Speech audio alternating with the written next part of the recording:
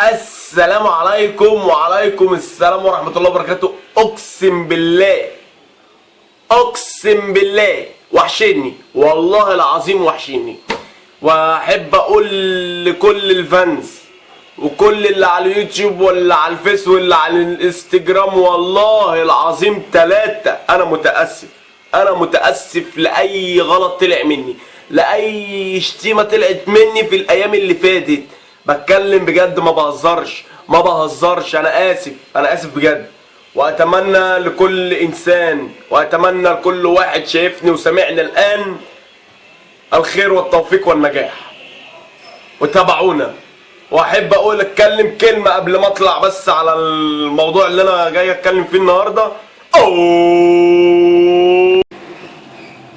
بغض النظر عن طريقة الكلام المصريين، حلو نتكلم اولنا على بتوع التكاتك وبتوع الميكروباصات. اوكي، ليه بتوع الميكروباصات تيجي مثلا رايح مسافة، يعني مثلا من هنا للعتبة، من هنا لعبود، علشان الكلام ده بص يعني هو مبوظ الشعب المصري، الجرامر مبوظ الشعب المصري كله. ليه بيقول لك عتبة يلا يا كابتن عتبة يلا بطل، عايز يا اسطى واحد عتبة واحد ايه انت سيبك من دوت، هنمسك في حاجه تاني. بتوع التكاتك تلاقيهم مشغل لك اغاني ارفع ايدك فوق، لو مد انا ايه ارفع ايدي فوق ليه وبيقول لك اللي بيحب النبي يرفع ايده فوق. يعني انت هتفضل ماشي في الشارع عامل كده طب ليه؟ طيب اللي بيحب الاهلي يرفع ايده فوق، لازم بقى الواحد لازم اهلاوي ولازم يعمل كده. خلاص زهقنا احنا من الكلام ده. الواحد مش هيفضل بقى ينزل بقى الشارع عشان يشتري مثلا كيس شيبس ولا ينزل يشتري اي حاجه يفضل رافع ايده فوق وماشي. لا، احنا مش هنعمل كده. تالت حاجه، ليه الناس بيتكلموا باللغه دي؟ متوقعين كمان سنتين ثلاثه الشعب ده بقى بيتكلم ازاي؟ ايه اللغه؟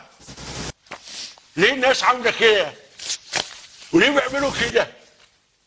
ليه كل تلاقي الواحد هات 10 جنيه عشان اشرب شاي، يعني كده 10 جنيه وكده شاي. وانا عايز اعرف، انا انسان وعايز اعرف حقي، ما انا حقي ماشي. رابع حاجه، رحت سوبر ماركت تحاسب الكاشير تدفع فلوس.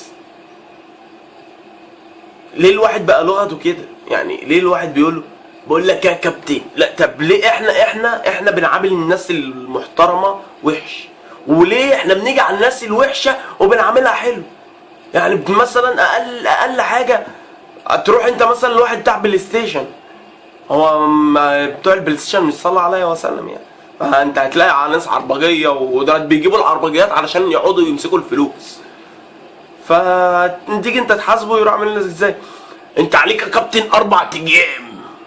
لما تقول لي عليك يا كابتن 4 ايام، انت بقى انت نفسك هتخاف منه علشان انت برضه لغتك زي لغته، فانت هتقول له بص يا كابتن احنا كلنا تبع بعض كده ومشي الماتش مير يا بابا يا بابا. طب ليه؟ طيب احنا كلنا داخلين على بعض كده ليه العوجه دي؟ ليه الاوبشن ده؟ ماشي، ما علينا. الجرامر بتاع المصريين ضيق، زي طريقة الكلام وطريقة التعامل. يعني التعامل، يعني علمونا في المدارس اللي احنا نتعامل مع حد، يعني نتعامل معاه بذوق او احترام او ادب. يعني مثلا تروح انت محل تشتري منه حاجة، هتقول مثلا للاستاذ بعد اذنك هو الدبدوب ده يعمل له كام؟ مثلا اللعبة دي تعمل لها كام؟ هروح قايل لك ايه؟ دي تعمل لها 50 جنيه يا بطل، انا كده عامل معاك واجب. طب انا مش محتاج الواجب ده، بس عايزك تكلمني باسلوب كويس. هو ده اسلوبي. شايفين برضه عوجة البق؟ اولاد الوسخ بوظتوا اللغه العربيه، بوظتوها.